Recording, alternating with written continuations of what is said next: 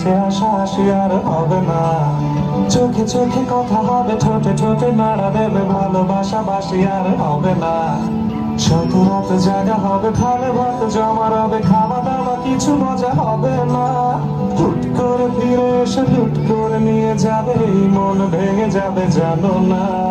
আমার এই বাজে স্বভাব কোনোদিন যাবে না, আমার এই বাজে স্বভাব কোনোদিন যাবে না।